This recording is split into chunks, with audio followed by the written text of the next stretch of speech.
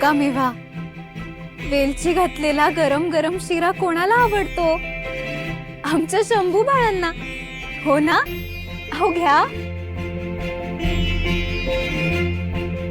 हसायला सुद्धा तयार नाहीये, पण आज तर मी गाणं गात गात भरवणार होते शंभूंना. हम्मा मारे पोरा हम्मा मारे. अहो किती मजा ना. घ्या.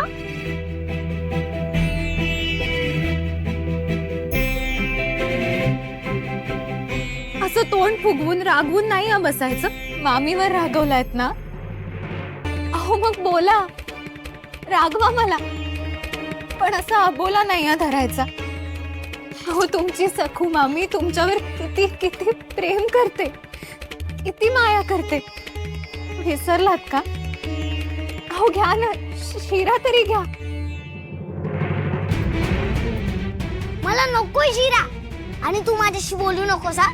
यमुनी बोललेली तू मला पळून नेलेलंस, आगीच्या विहिरीत ढकललंस, उपाशी ठेवलंस. तू खूप दुष्ट आहेस, खूप म्हणजे खूप दुष्ट आहेस. अरे शंभू, अगं उदासे, आता तरी पिच्छा सोड माझ्या शंभूचा. अगं घाबरलाय बघ किती तो. शंभूबाई, तुम्हाला माझी भीती वाटत असेल ना, तर मी तुमच्या जवळ नाही येणार. अगं पण जिवंतच कशाला राहतेस तू? स्वतःचा जीव घे ना. इथे कोणालाच तुझी गरज नाहीये. निर्लज्ज कोडगी कुठली. चल चल शंभू बाळा.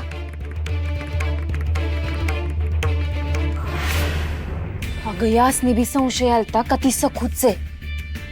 हो ना, मला आणि आईला हिनेच सांगितलं. हिच्या बोलण्यावर विश्वास ना तेव्हा पटलं. आई म्हणाली तुम्हीच काय ते ठरवा. माझं तर बाई डोकंच चालत नाहीये. तुम्हीच काय ते सांगा, आपण तसं करू. वय आपण एक घाव दोन तुकडं करू. त्या उदासेला गावा मोहरा आणून उभं करू. हा, आणि गावकीत तिला शपथ घ्यायला लाव. माग एकदा मी तिला शपथ घ्यायला लावली होती, तेव्हा धाकलं मालक मध्ये आलं. ती भया खोटी शपथ घ्यायची नाही. अगं एवढा बी भरोसा ठेवू न ग. तुझ्या धन्याची काय गत केली आई बघितलंय ना. हो ना, मला जनाबाईंचं पटतंय. ती सखू खूप हुशार आहे, काहीही करू शकते ती. आणि खोटी शपथ तर अगदी सहज घेऊ शकते. अहो मग कसं करावं? मला एक कल्पना आली आहे डोक्यात. बघा तुम्हाला पटते का? नाही म्हणजे पटली तरी तुम्हालाच करावी लागेल ना. मला असं उघड उघड काही करता येणार नाही. ते घर माझं सासर आहे, मला बरीच बंधन आहेत. आणि ती सखू, तिने घरच्यांना भारावून टाकलंय. मी उगाच काही बोलायला गेले तर घरचे त्या सखूच्या बोलण्यात येऊन मलाच गुन्हेगार ठरवायचे. वय वय, तुम्ही उगामध्ये पडू नका, आम्ही बघतो काय करायचं. पर सुचवाल म्हणजे काय करायचं आहे ते तरी सांगा. आपल्याला सरळ वागून चालणार नाही, गनिमी कावा करावा लागेल.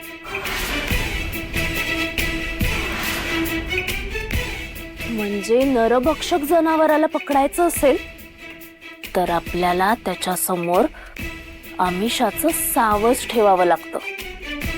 पण आपल्याला जनावराला नाही तर त्या आमिषाच्या सावजाला पकडायचंय. म्हणजे कुणाला?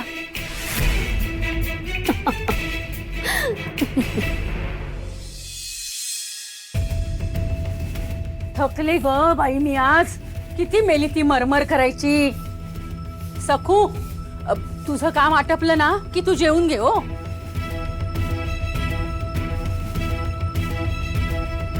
बरं, पण हे ताट? अगं शंभूसाठी ठेवलंय. अगं रुसून बसलाय ना तो. अगं तो सुद्धा त्याच्या आईशी सारखा हेकड आणि जिद्दी आहे. पण मला काय त्याच्या जेवणाचा भरोसा वाटत नाही. हा, तू आपली जेवून घे.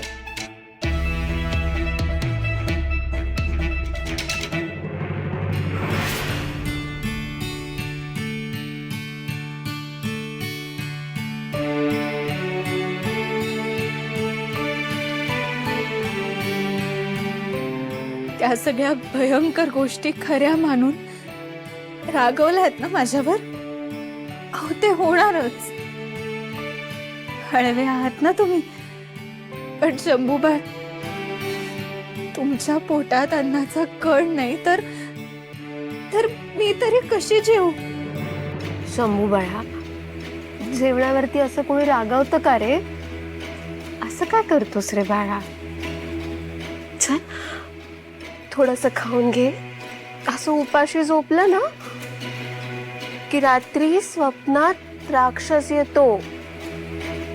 हो खरंच.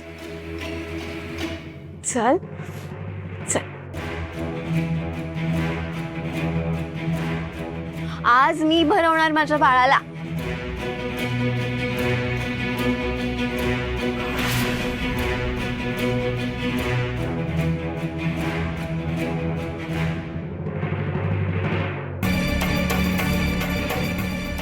अरे शंभू, अरे मी असताना तू हिला का घाबरतोस?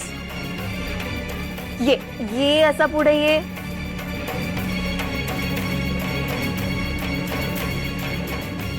आता आई शंभूला भरवणार की नाही? मला नाही जेवायचंय. शंभू,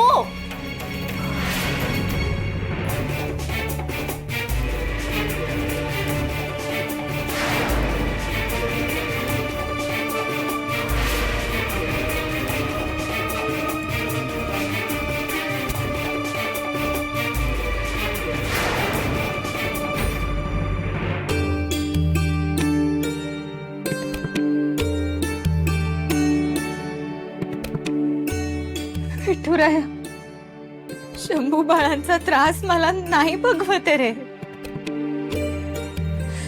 आपली सखू मामी, लाडकी सखू मामी इतकी दुष्ट असेल या कल्पनेने खासावीस होत आहेत ते. आणि मुख्य म्हणजे ते मला घाबरतायत. आमच्या नात्यात दुरावा आलाय रे. तुला हवी ती शिक्षा मला दे ना, मी तयार आहे. पण माझ्या शंभू बाळाला नको देऊस.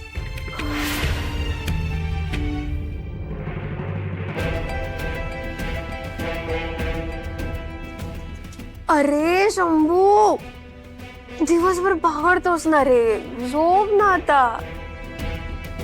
पोट रिकामं असलं ना की झोप येत नाही.